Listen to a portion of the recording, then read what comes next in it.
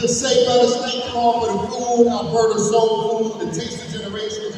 My brother Tariq, right? Give him a round of applause if y'all have some of this food from Alberta soul food. As we get ready to get here, we want to bring, who's also here. He came all the way, I think, from Baltimore.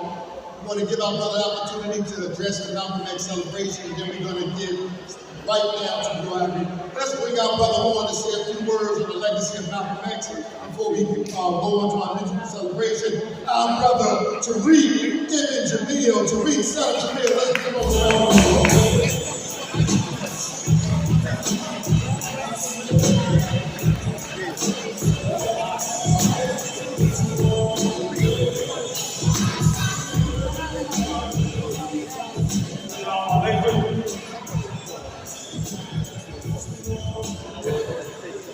I take my mic and put it in my hand. So I'm glad to see everybody's here. Actually, said Baltimore. I mean, I got a place in Baltimore. I do work in Baltimore. I'm out of DC presently. But you know, DC and Baltimore, same thing. I volunteer in the jails in DC, and then also Oak Hill, and then Howard County, Jessup, and then also Baltimore. I signed up, and then COVID came in, so it stopped. You know, and actually today I have come for this event. Came from Baltimore. Came from DC. Went to New York because I got invited to the Autobahn yesterday. That they had the event with the daughters, and they had the event yesterday. So alhamdulillah, I got a chance to see it because this is the 98th birthday of our brother Malcolm. They're allowed to get for the citizenship in paradise into the highest level. And so it was beautiful to see the brothers and sisters, everybody here, my people, you know, together. Yes. And the brother talked about unity. One of the things is that, you know, when we get together, we focus on the differences. Like, imagine your family. You got the same mother, you got 10 brothers and sisters. Imagine father come, you're sitting down, every time you come for Thanksgiving, you're gathering, whatever your gathering is. And all you're doing is talking about the difference. You didn't make it to bed, you didn't do this, you didn't do that. You gotta come together if you have peace, you gotta talk about the commonality. You gotta talk about the things that you agree upon. And too many times we get together, we want to talk about what highlights my difference. Why am I different than you? And I want to talk about that. I want to talk about the greatness of that, as opposed to talking about what is the things that we have in common. And one of the things that we do have in common, like the brother said, we talked about the J. Edgar Hoover and all these other people. J. Edgar Hoover, you know who he started his first case on for us? Marcus Garvey. The first agent, black agent, got his job to work. Marcus Garvey. Set him up. And how did they set him up? What did they do? They took a letter and then they put a stamp on it and stuff, and then they said it was mail fraud, and they put the man in jail. This man had 200,000 followers. You know, they had cruise ships. It was traveling, and he was establishing a relationship. And people got to look at everything in time-wise. 1865, slavery is over, right? So I look at myself. Now, you look at, so by 1915, that's what? 1865 is 50 years later. Yeah, 50 years later. 50 years later, they went from being owned like dogs, owned like cattle, traded on the stage, to being able to have cruise ships, have cities, have universities, have all these things in that 50 years. I'm going to ask you a question. What have we done in the last 50 years? Come on now. Have we established the universities? Have we did the things that those people do? When people say a slave mentality, I'd rather have a slave mentality than the mentality of the people today. At least the people knew they were slaves. But today, the people are slaves and they don't know it. Because you're slaves to the media. You're slaves to your phone. You're slaves to the system. And what have we done in the past 50 years? Is there a new university? We're losing the black universities. We're losing the fraternities. The fraternities back in the day, they were social organizations. They were professional organizations of engineers. And we got together now, we all got a project, we can go help a brother over there build this building. I get my brothers, Omega Psi Phi, let's go, brother. We got to put some work in. Call them up, but they didn't have the phone back then. I'm sending you a telegram. You see what I'm saying? That's what it's about. But what is it about today? Nonsense. Come on now. You see? So the thing is we gotta be able to start talking about what can we do to work with each other to develop. One of the things about Brother Malcolm was a continuation. It's not about Malcolm. It's not about Elijah. It's not about God. It's about the people. Was one person enslaved? No, all of us. Did all of us pray to our Lord to get out? Yes, all of us. And because our people prayed, that's how we got free. Because of our belief in God, that's how we got free. And because of our division, now our people what? Don't believe in God. The younger generation. Why? Because they recruited. Evil works every day. They have not stopped. They have not stopped from this time we get on the shore. They did not stop after Marcus got. They did not stop when Hoover died. Everybody talking about the government. Those individuals that go inside and manipulate it, whether they're going to manipulate the government, whether they're going to manipulate the music industry, whether they're going to manipulate each other. A lot of times we say, okay, somebody got a government nation. No, the Zionists and all these other people, anybody, all people are going to be able to have people to come in to divide us. So we will not be able to achieve. So in order for us to achieve, we got to work together. But we got to stop talking about the differences and wasting time. I'm not going to agree upon that. That's why we're different. So if unless it's something that we can have private counsel, I mean, you sit down, and then we come, and you come and get your evidence, my evidence, whatever, no one's around, and we swear to God, when we leave, we're going to not say the same thing over and over and over again. So I'm going to introduce myself. My name is Tariq Ibn Jamil. I was born in 1964. Somebody talked about it. I was born in November 1964. A few months out in Montclair, but we went to Temple 25 in North. So people talk about North, all my family's from there. And I know. So, so I was born here and we were part of the nation. And then after we went into my father, he followed Malcolm. My mother, in 1975, when Elijah had passed, we went to the music hall.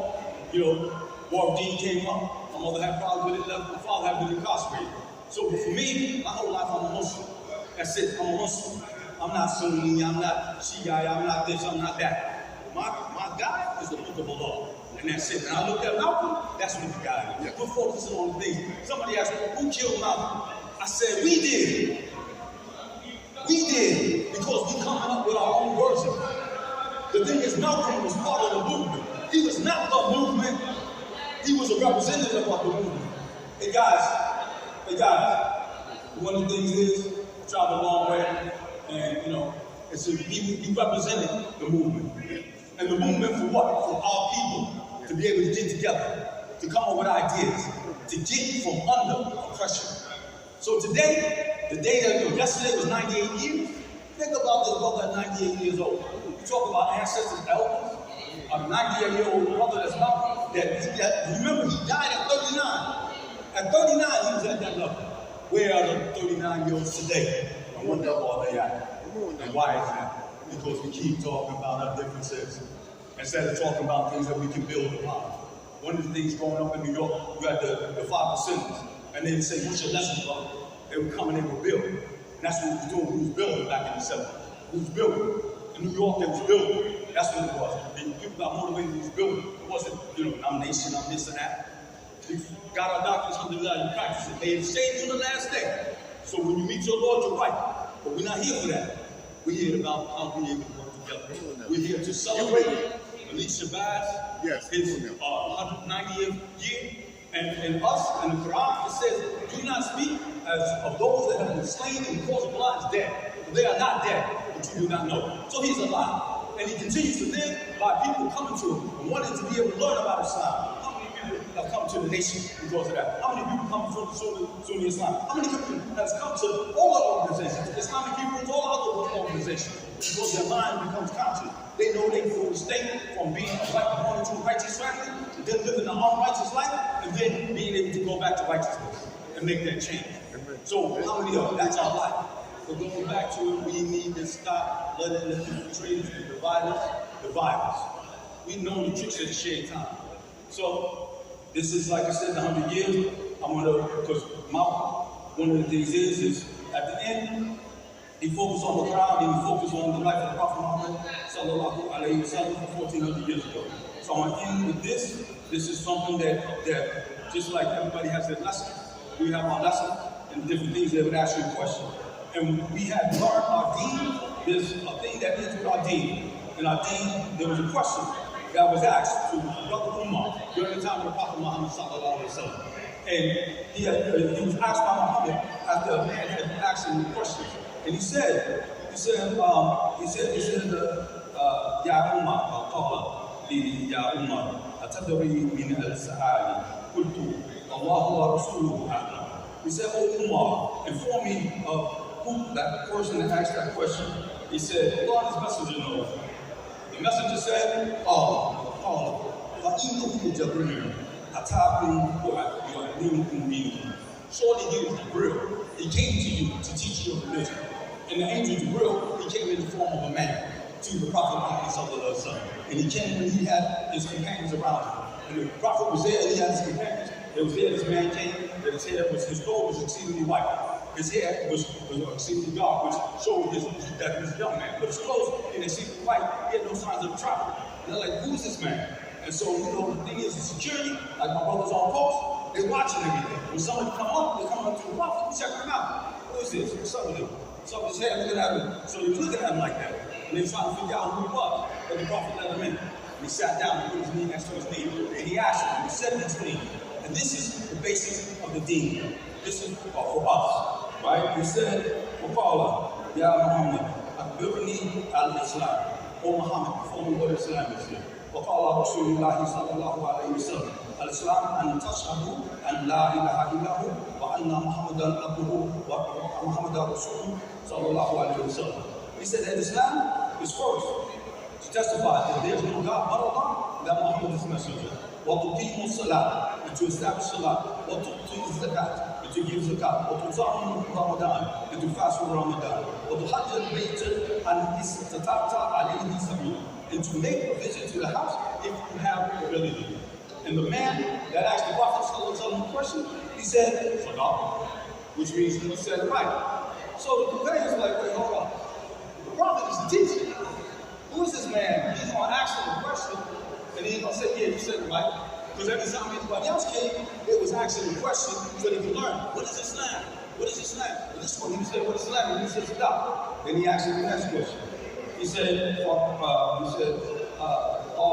أخبرني al-Iman. Inform me what is Iman. He said, Allah, أن تؤمنوا بالله وملائكته وكتبه ورسله واليوم الآخر وتؤمنوا بالقدر خير وشر. قال صدق. And he said, what is Iman? What is faith?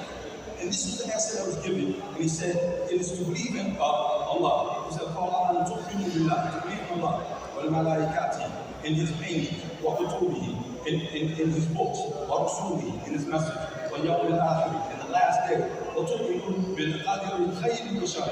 And we believe in the qadr. It is the qadr that I'm here. The qadr that I'm here. Allah is the one that has lined everything up, and everything happens because Allah had this moment, this instant, and everything. It's because of it, whether it's good or bad, but it's to learn a lesson. What lesson are you learning? Or you just going to take it like another day and walk away? Then he said Salah. He said the right. Then he asked him a question. Tell me, what is the sound? And he said, أن تعبد الله كأنه تراه فإن لم تكن تراه فإنه يراك. He said, inform me what is it? He said, أن تعبد الله, that you worship Allah كأنك تراه, as though you see Him. He said, فإن لم تكن تراه, but you cannot see Allah. You cannot see Allah. But he said, تراه فإنه يراك. But surely Allah sees you. And this is the highest level of worship. And this is for everybody. It's not for just the Muslim. Because the Creator existence sees us all. I'm about to end this. He sees us all. And we have to worship our Creator as though He sees us. So if your book is, whatever your book is, you want to have to know that your Creator sees you and He knows what you're doing. So when we hide in the closet, and we know when He's around, and we do something different, He knows. And we have to live that. So one more thing, I just want to say that it goes on.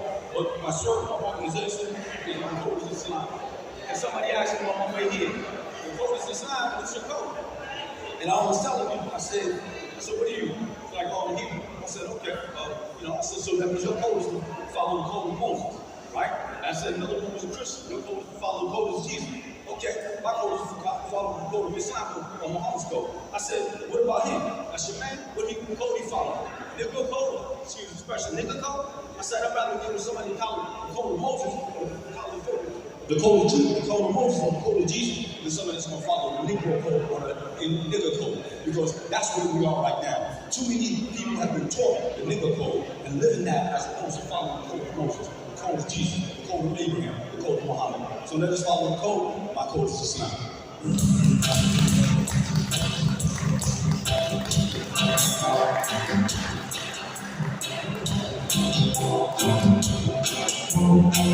Brother Tariq Ibn Jamil. Brothers and sisters, give a round of applause. Come all the way from Baltimore. Thank you for your patience.